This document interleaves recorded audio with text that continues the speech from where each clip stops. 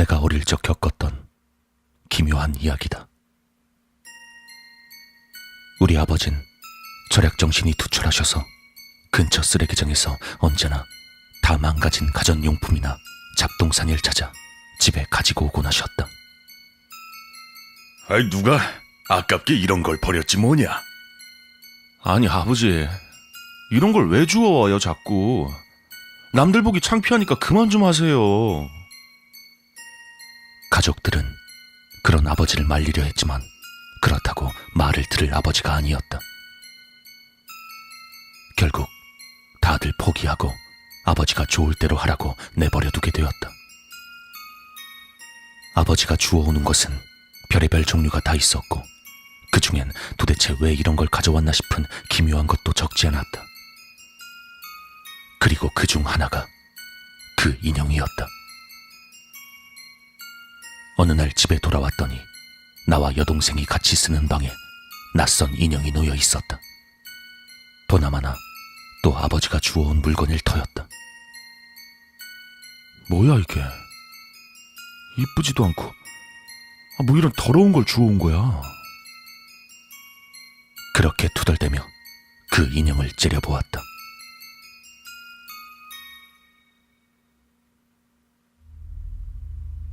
꼬마 아이들이 팔에 자주 껴안고 다니는 흔한 젖병을 무는 인형이다. 긴 속눈썹에 동글동글한 갈색 눈동자, 젖병을 물기 위해 살짝 열린 입술은 당장이라도 뭐라고 속삭일 것만 같이 생겼다. 새 것이었다면 분명 사랑스러운 인형이었을 것이다. 하지만 이전 소유자가 인형을 꽤 거칠게 다뤘는지 뺨 한쪽에 검은 매직으로 낙서가 되어 있었다. 그뿐 아니라 눕히면 깜빡깜빡 감길 눈꺼풀도 한쪽만, 그것도 반밖에 다치지 않아 마치 한쪽 눈이 짓눌린 것 같은 험악한 꼴이 되어버린다. 빈말로도 도저히 귀엽다고는 못할 그런 인형을 어째서 아버지가 가지고 온 것인진 알 수 없었다. 여동생이 원래 어릴 적부터 인형놀이를 좋아했기에 방 안에는 주주 인형이나 케이스에 들어있는 프랑스 인형, 봉제 인형 등 수많은 인형들이 쫙 늘어서 있었다. 그 사이에 아버지가 주워온 이 인형이 이질감을 발현하며 섞여 있었던 것이다. 다른 인형들은 어릴 적부터 함께 놀았던 것들이니만큼 애착도 있고 거기에 있다는 걸 부자연스럽게 여긴 적은 한 번도 없었다. 하지만 그 젖병 무는 인형만은 달랐다. 그 인형은 침대에서 자고 있는 나를 말없이 그 눈동자만으로 매일 저녁마다 가만히 응시하는 느낌이었다. 솔직히 꽤나 기분이 나빴다. 하지만 그렇다고 아버지가 기껏 주워온 것을 함부로 버릴 수도 없었으니 어쩔 수 없이 방에 둘 수밖에 없었다. 그리고 얼마 뒤부터 나는 기묘한 일들을 겪기 시작했다. 침대 위에서 여느 때처럼 누워 자고 있는데 문득 귓가에서 누군가의 말소리가 들려온다. 아이일까? 내 귓가, 그것도 무척 가까운 곳에서 갑자기 웃음소리가 들려왔다. 마치 못된 장난을 치고 나서 신이 난 것 같은 웃음소리였다. 처음엔 한 사람의 웃음이었다. 하지만 점차 잔물결이 퍼져나가듯 와글와글 다른 웃음소리도 들려왔다. 두세 명 정도일까? 전부 어린아이가 웃는 것 같은 순진한 웃음소리였다. 그러더니 소근소근 무언가를 이야기하는 것이 들려왔다. 처음엔 바깥에서 아이들이 놀고 있나 싶었지만 이런 밤중에 놀고 다닐 아이들이 있을 리 없었다. 게다가 그 소린 바로 내 귓가에서 들리고 있었다. 처음엔 아이들이 무슨 이야기를 하는지 잘 들리지 않았지만 조금씩 이야기가 귀에 들어왔다. 자는 거야? 자는 거야. 눈을 감고 있음에도 위에서 내 얼굴을 빤히 들여다보고 있는 누군가의 기척이 확실히 느껴지고 있었다. 게다가 혼자가 아닌 여러 명의 시선이었다. 갑자기 나타난 그들은 내가 자고 있는지 아닌지를 궁금해하고 있었다. 그러다 그 중에 한 명이 말했다.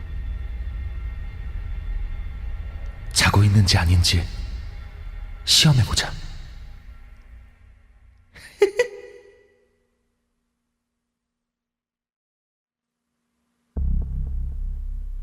그 순간 내 몸은 벌벌 떨리기 시작했고 온몸엔 소름이 쫙 돋았다. 지금까지 느껴본 적 없는 공포에 온몸이 굳어버렸다. 결코 눈을 떠선 안 된다고 느꼈다.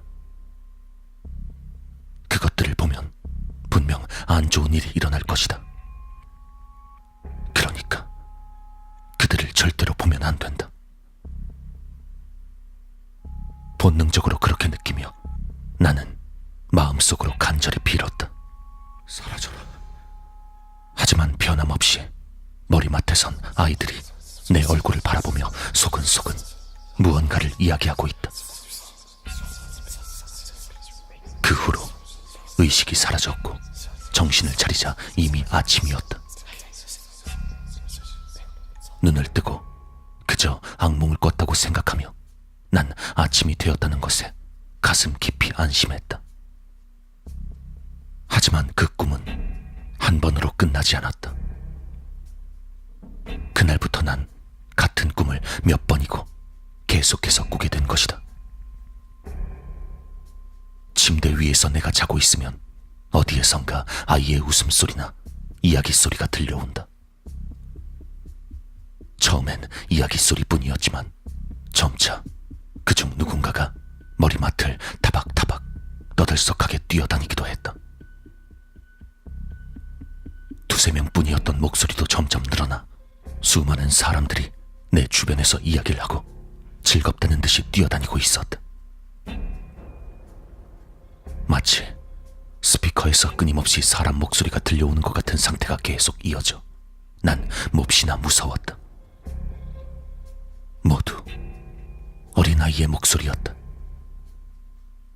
순진하게 웃는 소리, 까불며 떠드는 소리, 그리고 그 중엔 명확하게 내게 아기를 가진 목소리도 있었다. 그들은 내 귓가에서 내 얼굴을 바라보며 즐거운 듯 말을 걸어왔다. 자는 거야? 자는 거야? 자는 거야. 대답하면 안 돼. 눈을 뜨면 절대로 안 돼. 몸은 가위에 눌린 것처럼 마냥 굳어서 손가락 하나 움직일 수 없었다. 사라져라. 제발 사라져. 사라져라. 난 부들부들 떨며 공포와 싸우며 꿈에서 깨기만을 그저 간절히 빌 뿐이었다. 누군가 내 옆에서 달리고 있다. 타박타박 작은 발소리가 들려온다. 하지만 그럴 리 없었다. 난 2층 침대에서 자고 있는데 그들은 발소리를 내면서 공중을 이리저리 돌아다니는 것이다. 그렇게 무서운 꿈을 매일같이 꾸니 난 심각한 우울증에 빠지고 말았다. 그것이 인형 때문이라고 느낀 것은 어느 날 낮잠을 자고 있을 때였다. 반쯤 잠에 빠져서 정신이 흐릿한 와중에 나는 또다시 그 꿈을 꾸었다. 자는 거야? 자는 거야? 슬슬 그런 걸까? 아이의 기척을 느끼자 난 왠지 이건 그 인형이라고 느꼈던 것이다. 왜 그렇게 생각했는지 설명할 수도 없고 이유도 없었다. 하지만 반드시 그렇단 직감이 있었다. 정확히 말하자면 틀린 것일지도 몰랐다. 내 얼굴을 바라보고 집요하게 내가 자는 것인지를 확인하려는 그 녀석은 그 젖병을 무는 인형이 아니라 젖병을 무는 인형 속에 숨어있는 무엇인가라고 나는 느꼈던 것이다. 하지만 이런 이야기를 누군가에게 털어놓을 순 없었다. 정신이 나간 거라고 생각할 게 틀림없었기에 나는 혼자서 끙끙 앓고 있었다. 하지만 문득 아래층 침대에서 자던 동생도 뭔가 이상한 낌새를 느끼지 않았을까 궁금해졌다. 그래서 동생에게 물었지만 동생은 이상하단 얼굴로 그런 소리 못 들었다며 평상시와 다름없는 모습으로 대답했다. 솔직히 나 자신이 정말 미친 것은 아닌가 싶어 너무나 무서웠다. 어째서 나에게만 소리가 들리는 것인지, 어째서 내 주위에만 그들이 찾아오는 것인지. 아주 옛날에 희미하게 여자 귀신을 본 적이 있었다. 혹시 영감이라는 게 그때 내게 생겨났던 것은 아닐까? 그래서 어둠 속에 숨어있던 무언가의 낌새를 눈치채버린 것이 아닐까? 며칠이 지난 어느 밤 또 그들이 찾아와 내 귓가에서 와글와글 이야기를 시작한다. 눈을 감고 있었기에 실제로 봤던 것은 아니지만 이젠 20명 정도는 있는 느낌이었다. 그러다 보니 방 안은 사람의 말소리로 가득했고 귀를 막고 싶을 정도로 시끄러웠다. 그중 5명 정도는 분명 내 머리맡에서 말을 걸어온다. 자는 거야? 자는 거야? 자는 거야.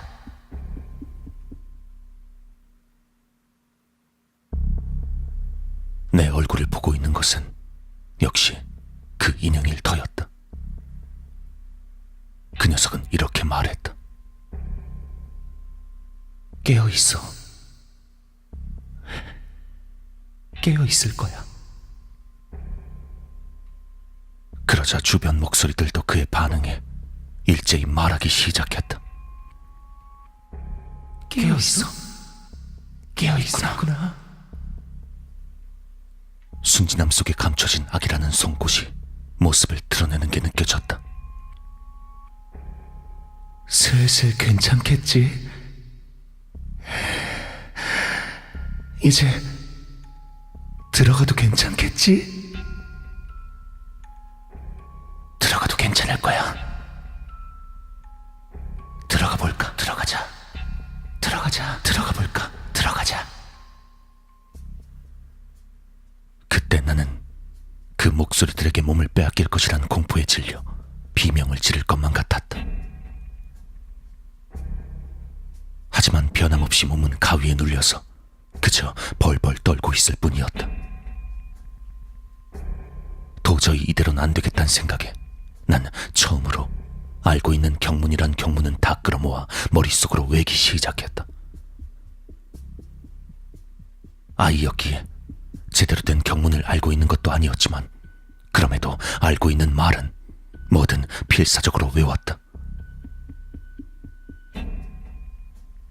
정신을 차리자 아침이었다. 지금도 그것이 꿈이었는지 아닌지 생각하다 보면 멍해진다. 아니, 꿈이었으면 좋겠다고 생각하고 있는 것뿐인지도 모른다. 그로부터 얼마 지나지 않아 우리가 살고 있던 전셋집이 재건축을 하게 되어 우리 집은 새로 지은 집으로 이사를 했다. 그리고 그 인형은 이사 도중에 사라져버렸다. 이사 도중 어머니가 더러워서 버렸을지도 모르고 혹여나 지금도 집 벽장 안에 조용히 숨어 있을지도 모른다. 이상하게도 새로운 집으로 이사를 한 후부터 나는 악몽을 꾸지 않게 되었다. 지금 생각해도 이상한, 도저히 설명하기 힘든 어린 날의 괴이한 체험이었다.